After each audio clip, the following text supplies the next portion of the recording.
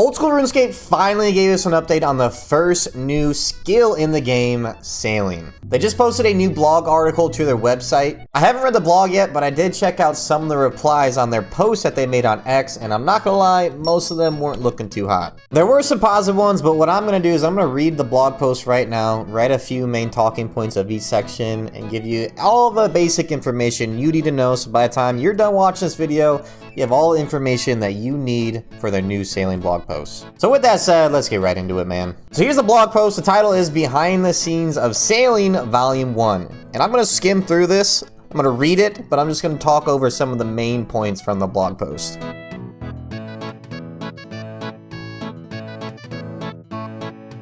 So it seems like the update from the navigation section of the blog post is just pretty much the updates of their trial and error that they've gone through it. The main takeaway seems to be that the game is reading the boats as land masses, not people. They're not going to use smart pathing like you do with your own RuneScape character as you're running through Gielinor. And it looks like they've created some core principles for the boat movement, which again, you can read more about this in the blog, but interesting. Not really too crazy of info from the navigation section, but we'll continue down to player feedback and the closed tech alpha.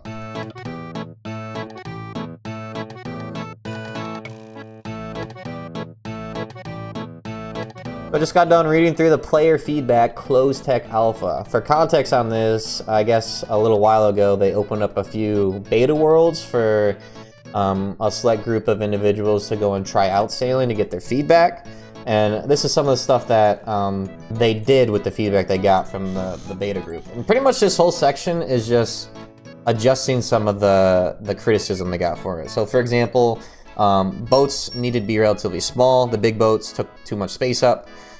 Camera angles are a little funky, so they started fine-tuning that.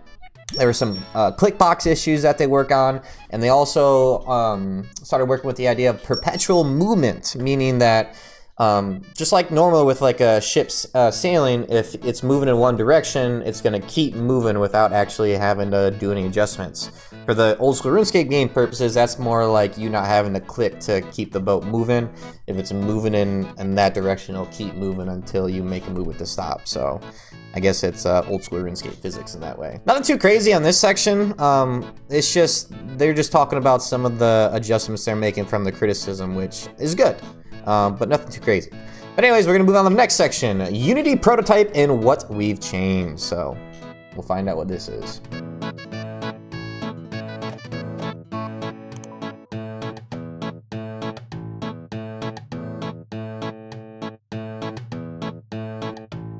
Okay, so I just got done reading the next section, the Unity prototype and what we've changed. So essentially this whole section, it was just deciding what style of movement they want their boats to follow. They had 7 different movement types. I'm not going to go through each and every one. I'm just going to talk about 1 through 4 because 5 through 7 seem to be scrapped right away.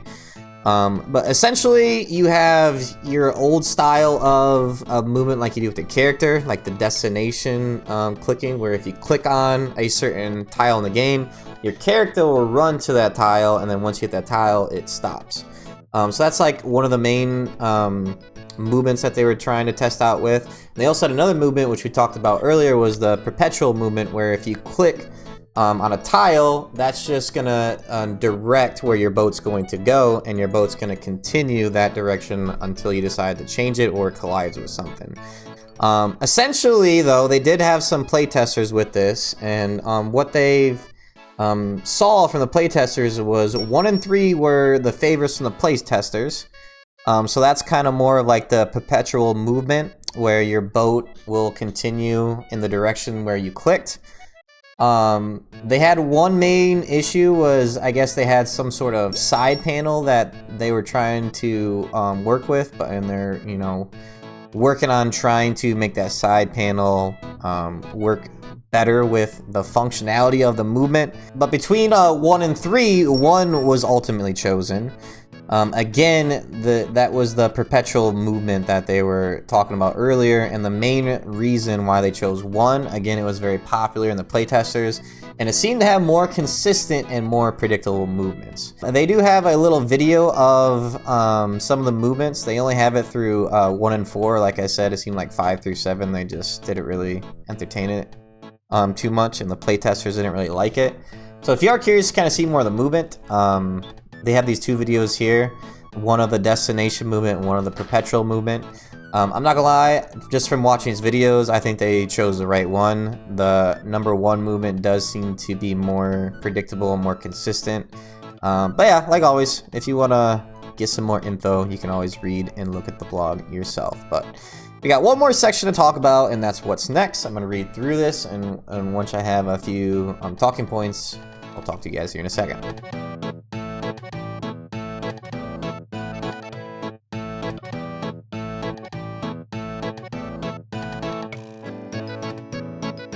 Okay, I just got done reading it. I'm only laughing right now because at the end they did talk about some more stuff they've been working on other than navigation. This whole blog post was just talking about pretty much the navigation side of sailing, but they also been working on other stuff too, and then one of it was like PvP, and they showed this little clip of someone getting ice barrage from a different boat, and this just cracked me up. This is like the last thing I saw before I started yapping again.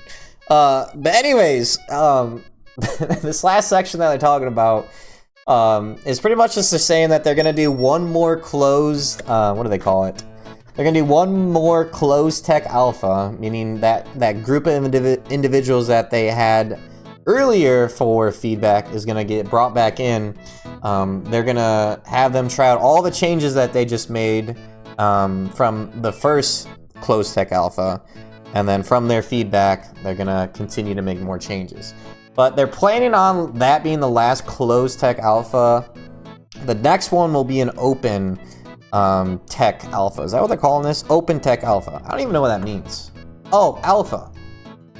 I've always heard beta. So alpha, is that just obviously must be before the beta. Anyways, that doesn't really matter. But anyways, there's going to be an open tech alpha where more people are going to be able to actually test this out and, you know, allow Jagex to get some more feedback from a greater pool of people than just that small group that they had earlier. On top of that, they did talk about some other things that they've been working on. Navigation does seem to be like the main focus, and that's what they talked about pretty much throughout this whole blog. They are working on some skilling and minigame activities as well. It does look like they are working on some PvP as well, like I just showed you earlier here. And they're also working on, you know, creating more islands that you can sail to and so on and so on. So it does seem like they're also working on some other stuff, but the main thing that they are tackling at this moment is navigation.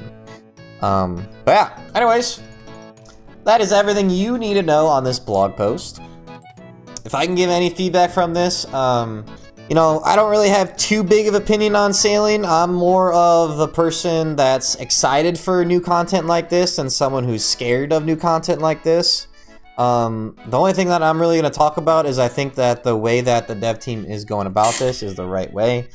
They're doing a lot of playtesting, getting a lot of feedback from people, doing more playtesting, getting more feedback, and as they, you know, fine-tune all the feedback and fine-tune all the back-end engine work, they're going to start rolling it out to a bigger group of people to get even more feedback. So, if I'm going to talk about any feedback, I think the dev team is doing a great job in, you know, how they are approaching this.